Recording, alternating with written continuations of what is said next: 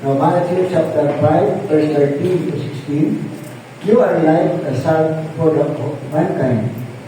But if salt loses its saltiness, there is no way to make it salty again. It has become worthless. So it is thrown out and people trample on it. You are the light for the whole world. The city built on the hill cannot be hid. No one lights a lamp and puts it under a bowl. Instead, he puts it on a lampstand, where it gives light for everyone in the house. In the same way, your light must shine before people, so that they will see the good things you do and praise your Father in heaven. Kayo asin sa sanlibutan.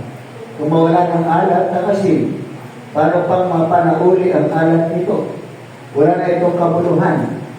Kaya tinatapon na lamang at nayayapakan ng mga tao. Kayo ilaw ng sanlibutan.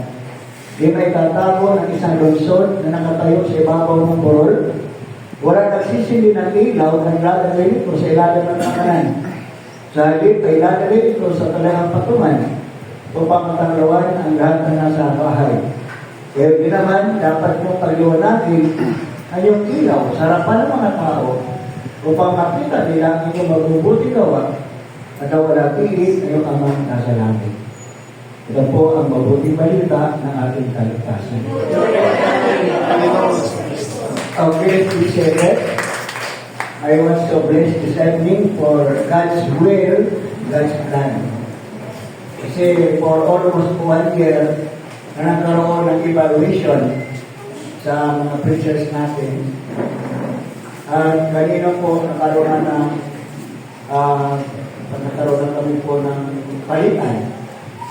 At salamat kay Seday. Your prayers and my prayers are powerful. At tayo ng kaisa sa pananalangin, kay Seday will perform here. Siya lang po nakakalangat ang bagay. So kanina, nag-lista po kami at po for a mission. Sa pagkakamisyon po ito ay para to glorify His name. At mula ngayon, I pray na tayo lahat sa Bulacan ay magsama-sama para tayo ay magpuri pasalamat sa atin. At isang biyaya na tayo ay napirma ng ating pangasitan leader, ang mga mission orders, at isang biyaya sa atin na tuloy tayo. Ano man ang nangyari, basta ang ating parangalan at paglikuran ng ating Panginoon. Amen? So, kanina, nang ma-receive ang mission order, nakita ko Holy Cross Parish dito po sa Government de Leon, Valenzuela. Genji de Leon. At pagdating ko sa monumento, tinanong ko driver, sabi na nung kabababa sa karuhatan, meron simbahan sa karuhatan, pumunta ko doon. Sabi na sa Kritan, sumakay ka ng biyahe papunta ng ano yun, Rokong, dadanis na yan sa simbahan.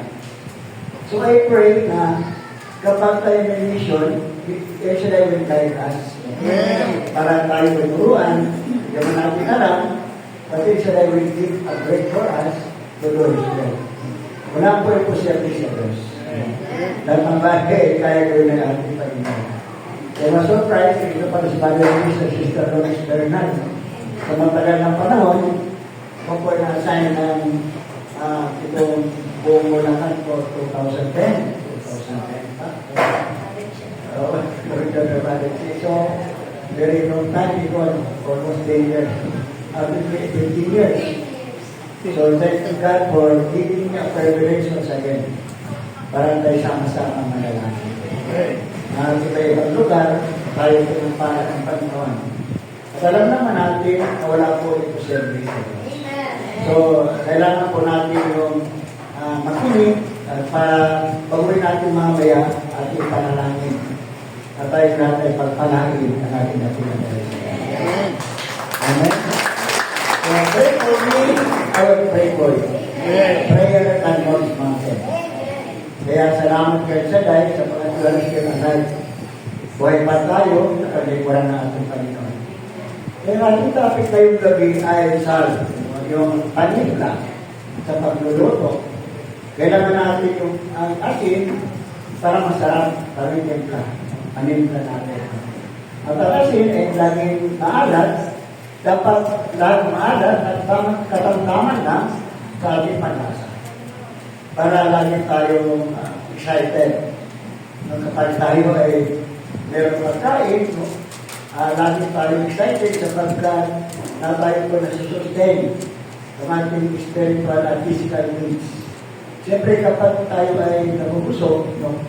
Lagi tayo ay nahanap-hanap natin upang ang pinagmulan, no? Ang pinagmulan nito ay self-sustain. So, ibig sabihin nito ay we are here because Shaddai has a plan for us. Kaya ano man ang mangyari, don't quit. Hindi tayo pwede yung ayaw. Ano man ang mangyari, sasamahan tayo ng ating natin. Amen? So ngayong araw na ito, dalawang ating pag-aralan, asin at ilaw. Now, dito po sa verse 13, you are like the salt of all mankind. But if salt loses its saltiness, there's no way to make it salty again. No? It has been become worthless. So it is thrown out and people will trample on it. Ako'y asin sa sanlibutan. Kayo'y asin sa sanlibutan. Kung mawala ng alat ang asin, paano pa mapanahuli ang alat ito? Wala na itong kabuluhan, kaya tinatapo na lamang at yayakapakan ng mga tao. So ito po, napakagandang verse ito ngayong araw na ito. Dapat ang anak ng Shaddai ay preservative. Kapag tayo po at nakikita mga kapatid na may problema at kailangan sa buhay, kailangan tayo natin palakasin siya. May mga salita na nagbibigay kalakasan para hindi siya ma-down. No? Ang purpose, kaya tayo meron prayer partner para magbigay kalakasan sa bawat isa. Ang sino man may problema at kailangan sa buhay, panalangin natin ang ating mga kapatid na sila po ay samahan ng Panginoon upang maging malakas o maintain ang ating spiritual na buhay sa paglilingkod kay Yahweh Shaddai. Now, open your Bible in Proverbs chapter 8 and verse 21. Sabi po dito mga kapatid, death and life and the power of the tongue. And they that love it shall eat the fruit. Buhay at kamatayan na sa dila na kasalanay. Nagiginabang ang bunga nito ay siyang nagmamahal. So ano pong ating dapat gawin ngayong araw na ito? Sapagkat alam natin, napakalaga ng ating sasabihin. The power of our spoken word. Kasi ang ating pong salita, maaari po tayo mapahamak, maaari din tayo magkaroon ng buhay na wala hanggan. So ito pong napaka-maganda po natin pag-aralan ating paghingi kay Shaddai na maging preservatives tayo sa ating kapwa. Ano yung sabihin ng preservative? Tayo po ang magbigay kalakasan sa kanya. Kapag marami siyang problema at suliranin sa buhay, nalalaman natin kung mayroong problema at suliranin sa buhay sila, di po masaya yun. Lagi po kulubot ang mukha, lagi po mayroong problema. No? So kailangan natin lapitan. Sabi mo sa kanya, Francis, kaya-kaya mo yan. Dahil kasama mo si Shaddai. And that is encouragement. No? Dapat ang anak ni Shaddai, hindi po nag-discourage. Dapat lagi i-encourage. Sabi sa katabi mo, i-encourage. Lagi papalakas. Amen? Ang ating mission ay para palakasin ang bawat isa. Sila lang na lumanaan sa matitinding pagsubok sa buhay. Tayo po ay prayer partners. Ang ibig sabihin ng prayer partner, meron po tayong tungkulin sa ating kapwa. Hindi po dapat natin sila murahin, natin dapat sila i-down sila, kundi dapat i-uplift. Upliftment ang tawag ito. Tayo po dapat ay nagtutulungan, bumasan sa bawat pasanin ng bawat isa. At yan po ay makakalang lamang kapag nagkakaisa tayo sa pagpupuri sa ating nakinang Shaddai. Kasama ka na, sabi sa katabi mo, mula ngayon, malakasan kita. Amen? Now, kailangan natin ang prayer partner. Kapag may problema ka, lumapit ka sa katabi mo, dalangin tayo, that is prayer. kailangan natin, yung talagang panalangin natin, hindi chismis para siraan mo. No, hindi po ugali ng anak ng Shaddai para manira. Ang ugali ng anak ng Shaddai ay nakakaroon ng sinasabing kalakasan. No? Wala iba tayong gagawin. Lord, pagpalain mo. Pagpalain mo ang tayo lahat. At naniniwala ako ngayong gabi, darating ang plano ng ating Amen. Sabi mo sa kanya, brother and sister. Kalakasan kita. Kalakasan mo ako. Amen. So kaya prayer partner, para tayo manalilinan sa bawat isa. No? Para hindi mag-away-away, kundi pag-ibig at pagmamahalan. Yan po ang purpose. Kaya tayo ay narito. No? Panalangin natin po ng lingkod, brother Mike. Para muli lumakas ang kanyang katawan. At higit sa lahat makapagsalita ng Floyd para maigamit testamento ng Diyos. No? Panalangin natin kahit lahat na narito, we need to pray for each other. Para naman mag-confirm ang plano ng Diyos sa buhay natin. At nararamdaman mo, pag maraming problema ng tabi mo, kulubot ang mukha niyan. Kung laman ang puso niya, yan ang mukha niya. Pag maraming lalahin niyan, kulubot ang mukha niya, kulubot ang puso niya, have to pray for him. Panalangin natin sila, na sila palayain, palakasin, pagalingin, na natin ang pinangyari. Prayer power. Prayer that moves mountain. Wala pong iba, ang mga anak ng Shaddai, ang ginagawa ay puro panalangin. Yan ang mga tabi mo, sabi mo, ipapanalangin kita. Gumaling ka. Magpapahala. Siksik-lig-lig na tumaapaw na yan. Sino naniwala ng papapahala? So happy. Why you are here every Monday? Because you experience the blessings of El Shaddai. Hindi ka naman mababalik every Monday sa lugar na ito kung hindi ka pinagpahala ng Diyos. Now you are here because you experience. That's why you are so excited na dapat natin paglingkuran at parangalan at pinakilang ng Shaddai. Habang may buhay, habang may hininga, maglilingkod tayo sa Diyos. Kami ang habang may buhay sa Diyos kanya. Habang may hininga, habang may hininga, maglilingkod ka, maglilingkod sa Shaddai. Kasi kamay, nangangako. Nangangako kay Brother Mike, nangangako tayo kay Shaddai. Now, first time you experience the miracle of El Shaddai is your divine ruling to siya.